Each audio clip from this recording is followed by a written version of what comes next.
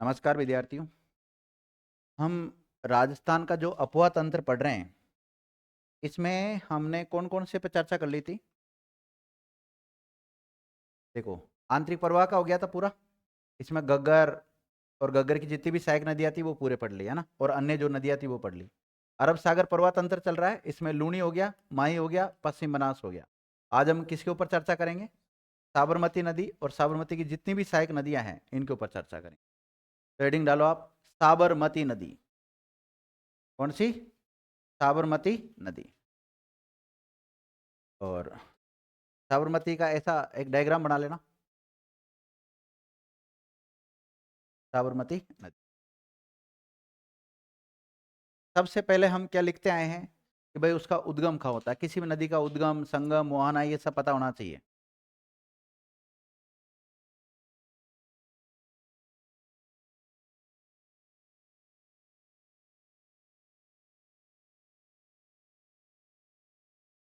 लिख लिए साबरमती नदी। साबरमती। देखिए विद्यार्थियों, अगर हम बात करें साबरमती नदी का उद्गम, तो इसका उद्गम कहाँ से होता है? पादरला की पहाड़ियां। कहाँ से होता है? पादरला की पहाड़ी। और पादरला की पहाड़ी कहाँ पड़ती है? उदयपुर में। और उदयपुर में एक जगह है जिसका नाम कोटड़ा। लिखिएगा, उद्गम पादरला की पहाड़ियां, झाड़ोल गांव। कौन सा गांव? झाड़ोल गांव। कोटड़ा तहसील। कौन सी तहसील? कोटड़ा तहसील, उदयपुर। यहां से तो होता है इसका क्या? उद्गम। अब देखो, आपको पता है साबरमती नदी के किनारे ही गुजरात में साबरमती आश्रम बना हुआ है। तो कहने का मतलब यह है कि राजस्थान से इसका उद्गम हो रहा है, तो राजस्थान में तो बहती ही है, और उसके अलावा गुजरात में बहती है। तो कितने राज्यों में बहती है? तो परवा क्षेत्र लिखो आप। परवा क्षेत्र। दो राज्य। कितने राज्य? दो राज्य विद्यार्थियों। दो राज्यों में प्रवाहित होती है। और दो राज्य कौन से? पहला राजस्थान, दूसरा गुजरात। अब देखो, इसका उद्गम कहाँ से होता है? उदयपुर से होता है। और उदयपुर से के बाद में किधर चल जाती है? गुजरात की तरफ चल जाती है। तो और कोई दूसरे में जाएगी नहीं है। देखिएगा, ये राजस्थान के एक ही जिले में प्रवाहित होती है। ये राजस्थान के एक ही जिले में प्रवाहित होती है। और एक जिले का नाम क्या है? उदयपुर। देखो, इसकी कुल लंबाई लिखो।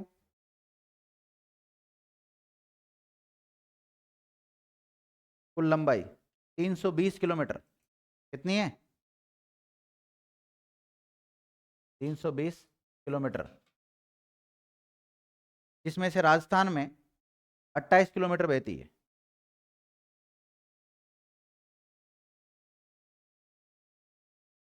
राजस्थान में कितनी? 28 किलोमीटर बहती।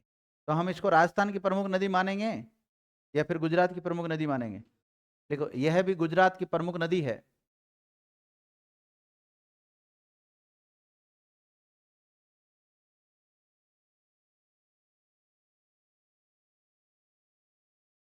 देखो विद्यार्थियों, ये इधर डूंगरपुर में बहने के बाद में एक नदी जाती थी इधर, जिसे हम क्या नाम देते हैं? माही।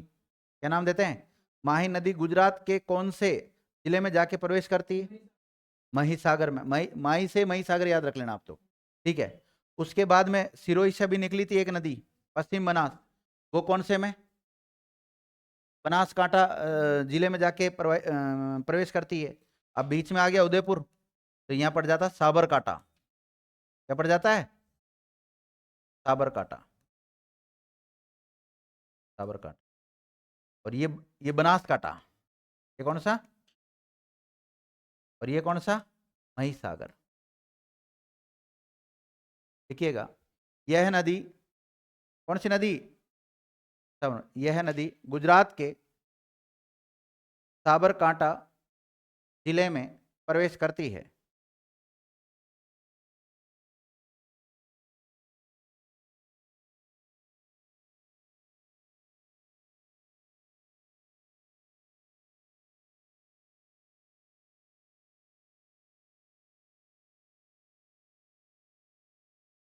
अब मेरी बात सुनना, जैसे झाड़ोल से निकलती ना, तो एक ही धारा के रूप में प्रवाहित नहीं होती है, 5 धाराओं में प्रवाहित होती है और आगे जाके एक बन जाती है 5 धाराएं। मतलब होता है ना, जैसे एक एक इस गांव के इधर से निकल रही है, एक इस गांव के उधर से निकल रही है, एक आगे से आ रही, और लास्ट में जाके एक बन जाती है सारी धाराएं। तो लिखिएगा, यह नदी झाड़ोल, देखो ना पड़ता ना, तथा फुलवारी की नाल, फुलवारी की नाल के मध्य 5 सरिताओं में, धारा है ना, जल धारा एक प्रकार, 5 सरिताओं में विभक्त होकर, 5 सरिताओं में विभक्त होकर राजस्थान से बाहर निकलती है।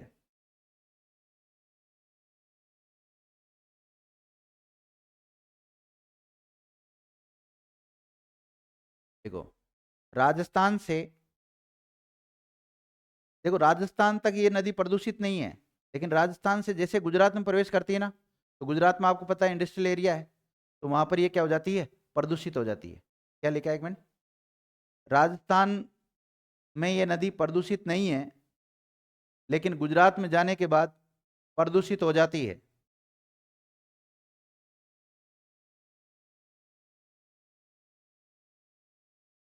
और ये नदी देखो कहां जाकर गिरती है, खंबात की खाड़ी में। कहां पर, मुहाना लिख लो, खंबात की खाड़ी। मुहाना क्या लिखोगे इसका, खंबात की खाड़ी।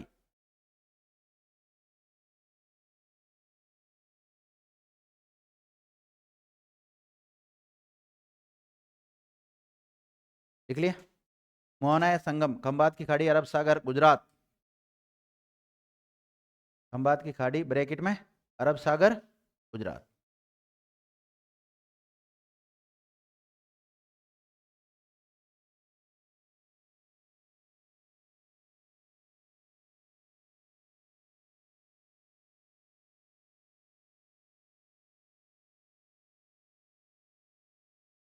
लिख लिया, सहायक नदियों के नाम लिखो, सहायक नदियों के नाम लिखो।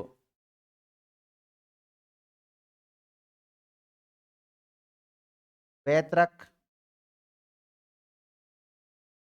तेई, कौन सी नदी, तेई, हतमती,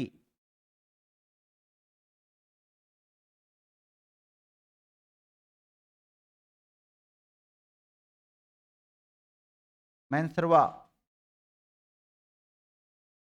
मानसी,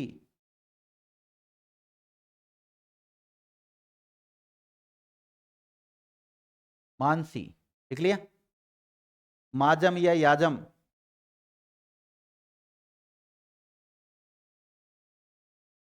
माजम या फिर याजम। लिख लिया, वाकल, भोगुआ, वाकल,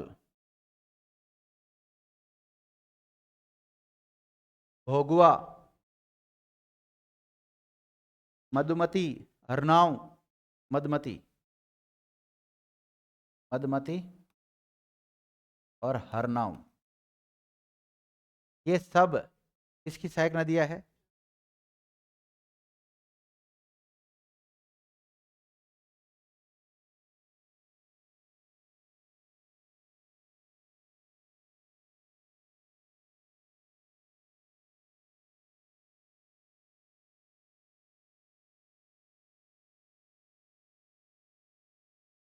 लिख लिया।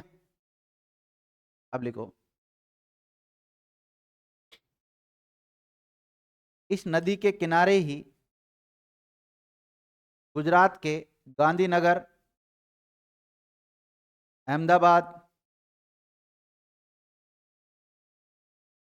गांधीनगर, जैसा रखा वैसे, गांधीनगर, अहमदाबाद और साबरमती आश्रम है।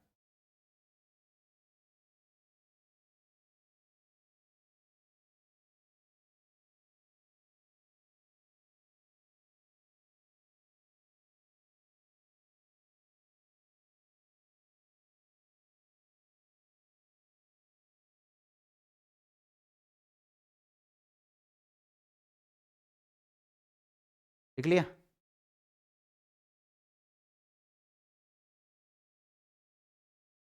लिखो विद्यार्थियों। थेई नदी। कौन सी? थेई नदी।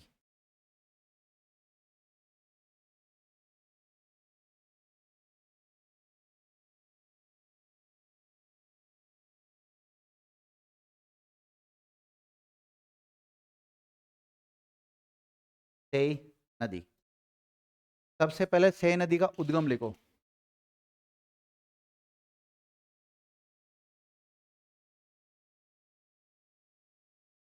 पादरना गांव की पहाड़ियां, या पादरना की पहाड़ियां? पादरना की पहाड़ियां। गांव ही है वहां पे, है ना? पादरना की पहाड़ियों से इसका उद्गम होता है।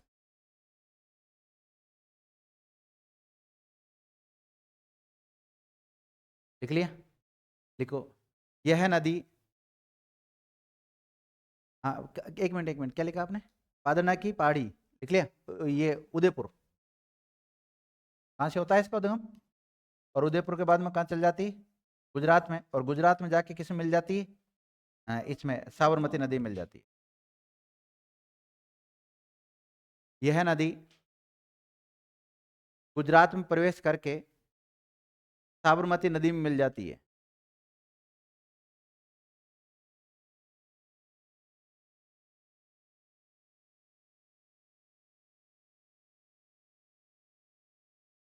लिख लिया? आपको पता है इस सेई नदी का पानी उसमें जवाई बांध में डाला जा रहा है, ध्यान रखना। हाँ, सेई जल सुरंग के द्वारा इसी नदी के पानी को रोका गया है वो। एक मिनट।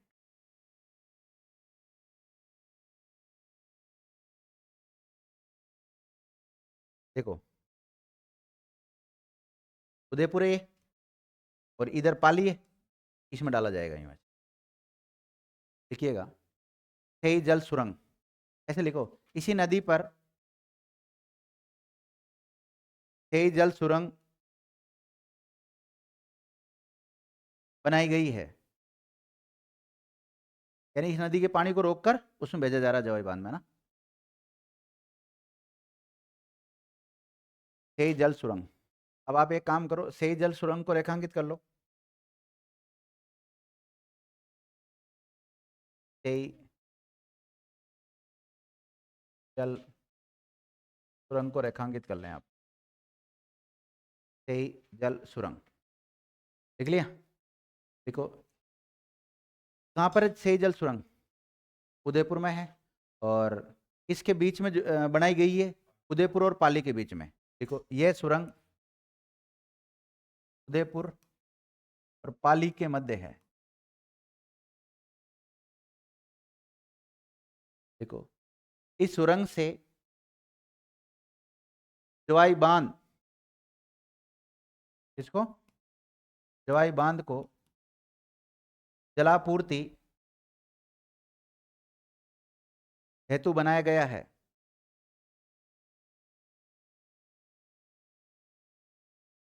लिख लिया? इसका निर्माण कब हुआ था? 1971 से 77 के बीच में। इसका निर्माण 1971 से 77 के बीच में। ऐसे कहते हैं विद्यार्थियों, ये राजस्थान की पहली जल सुरंग है। ये राजस्थान की पहली जल सुरंग है। देखो तो रहो, ये राजस्थान की पहली जल सुरंग है। लंबाई लिख सकते हो आप इसकी 6.7 किलोमीटर। 6.7 किलोमीटर।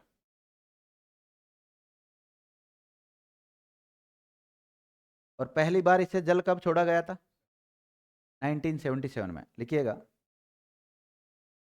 इस जल सुरंग से 1977 में पहली बार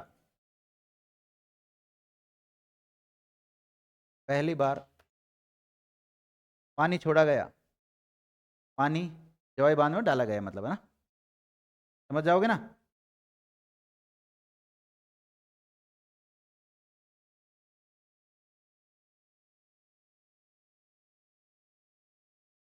लिख लिया?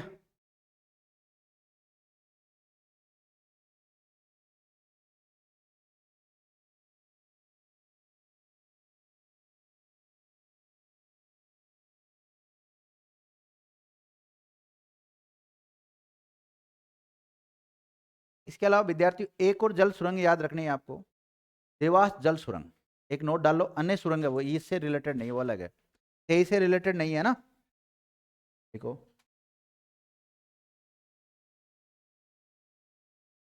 कौन सी? देवास जल सुरंग, देवास जल सुरंग, देवास जल सुरंग। लिख लिया? लिखो, लोकेशन लिखो इसकी, कहाँ है? उदयपुर में, उदयपुर में। लंबाई लिखो इसकी 11.5 किलोमीटर। सबसे लंबी कौन सी रहेगी फिर? 11.5 किलोमीटर। देखो, इसका निर्माण कार्य पूरा 2011 में हुआ। कब हुआ था? 2011 में हुआ था, बल्कि वो तो 77 में पूरी होगी थी। लेटेस्ट वाली तो ये है, देखिएगा। इससे क्या होगा, मतलब जो उदयपुर में कुछ झीलें हैं उनमें पानी डालना, मतलब कुछ नदियाँ जैसे साबरमती नदी है, उसका पानी भी किस में डालना? अदर झीलों में डालना, उदयपुर की जो झीलें हैं। देखिएगा, इस सुरंग के माध्यम से, जल सुरंग के माध्यम से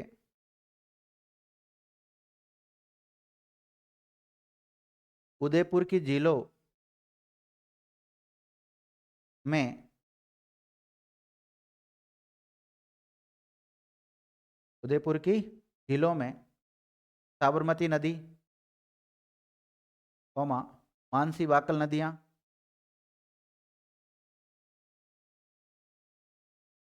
का पानी डाला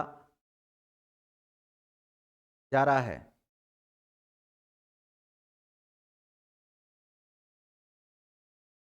देखो, इस जल सुरंग को देवास परियोजना, देवास परियोजना और मोहनलाल सुखाड़िया परियोजना, मोहनलाल सुखाड़िया परियोजना के तहत बनाया गया है।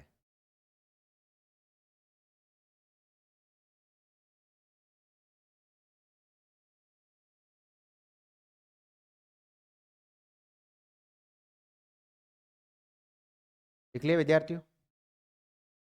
अब लिखो आप वाकल नदी। कौन सी नदी? वाकल। सहायक नदियों में लिखाई मैंने आपको, वाकल लिखाई क्या? देखो, वाकल नदी। अभी नहीं पढ़ोगे? आज नहीं पढ़ोगे? टाइम हो गया? वैसे 15 मिनट पढ़ लेते तो ठीक हो जाता, नहीं पढ़ पाओगे? चलो कोई बात नहीं, फिर नेक्स्ट क्लास में चर्चा करेंगे इस पर। धन्यवाद।